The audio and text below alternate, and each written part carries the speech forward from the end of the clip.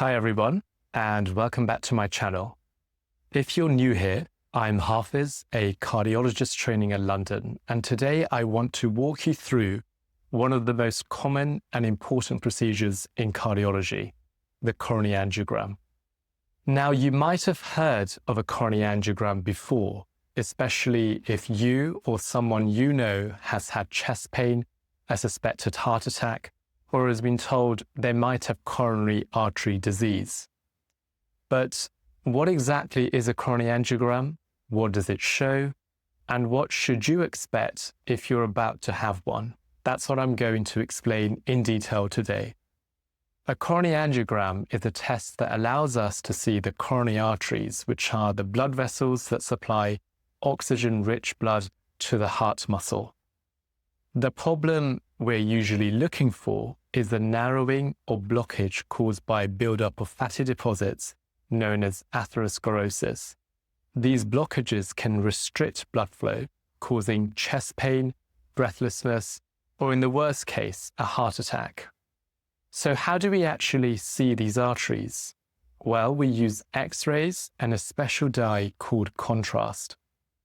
The procedure involves threading a thin, flexible tube known as a catheter into an artery, most commonly through the wrist, sometimes through the groin, although that's less frequent now, and guiding it carefully up towards the heart. Once in position, we inject contrast dye into the coronary arteries and take a series of X-ray pictures. This produces a moving image of blood flow showing us exactly where any narrowing or blockages are.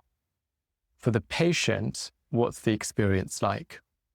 Well, it's usually performed under local anesthetic with mild sedation if needed. If we go in through the wrist, we numb a small area and make a tiny puncture. Patients often describe it as less painful than having a blood test once the local anesthetic is given. The catheter is very thin and most people don't feel it moving inside. The whole test usually takes between 20 minutes and an hour, depending on complexity. During the procedure, the patient is awake and able to talk to us. When we inject the contrast dye, many people feel a brief warm sensation in the chest or sometimes in the body, but it passes quickly. The X-ray images are projected in real time, so we can immediately see whether the arteries are normal, narrowed, or blocked. What do the results mean? If the arteries are normal, that's reassuring. If we see mild narrowing, we may recommend medication and lifestyle changes to slow progression. If there's more severe narrowing, particularly if it's in one or two arteries, we may proceed straight away to angioplasty. That means inflating a small balloon at the narrowing and placing a stent, which is a tiny metal mesh tube, to open the artery. In other cases, if the disease is more extensive or involves critical areas, we may recommend bypass surgery instead. The angiogram gives us the roadmap to decide the safest and most effective treatment. Now, like any procedure, a coronary angiogram does carry risks, but they are generally low. The most common issue is bruising or bleeding at the site where the catheter was inserted. More rarely, there can be damage to the artery, allergic reaction to the dye, or kidney strain from the contrast. Very rarely, serious complications like a heart attack, stroke, or arrhythmia can occur, but these are uncommon, especially when the procedure is performed in experienced centers. For the vast majority of patients, the benefits of having the angiogram far outweigh the risks because the information we gain is vital to guiding treatment. People often ask, why not just use a CT scan instead? CT coronary angiography is a non-invasive test that uses CT imaging and contrast dye injected through a vein rather than threading a catheter. It's an excellent tool for low-risk patients and for ruling out coronary disease.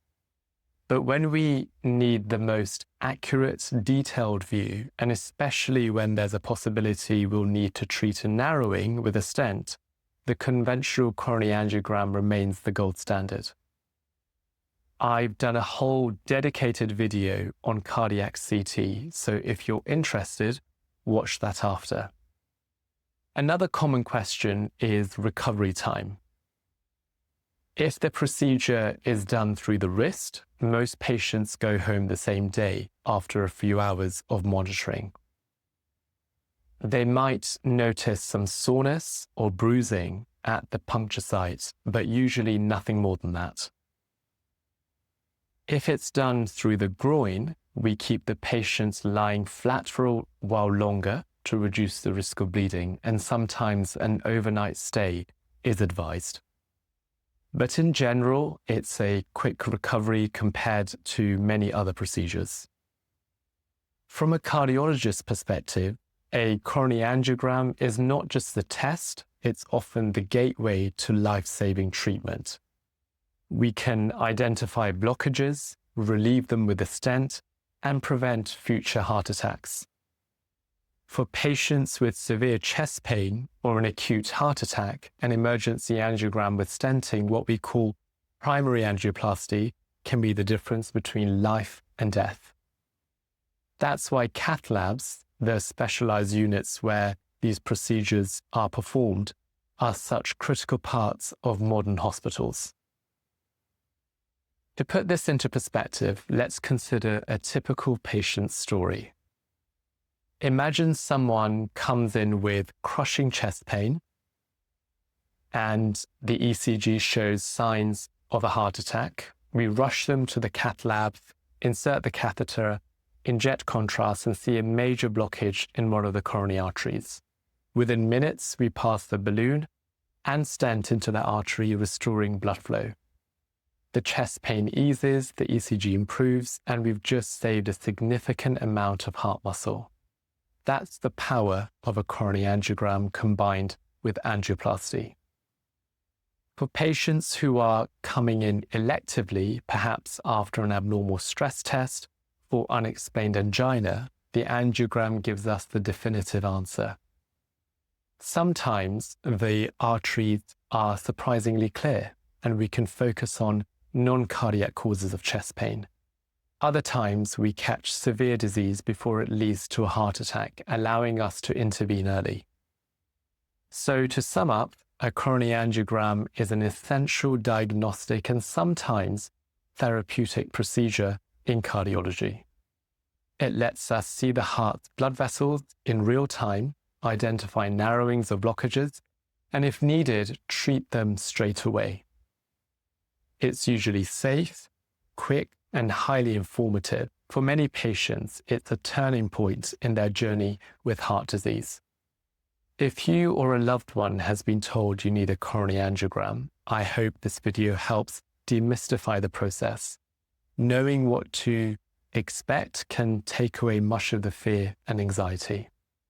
Thanks so much for watching. If you found this explanation helpful, please give it a thumbs up and subscribe for more cardiology insights. And share this video with someone who might benefit. See you next time.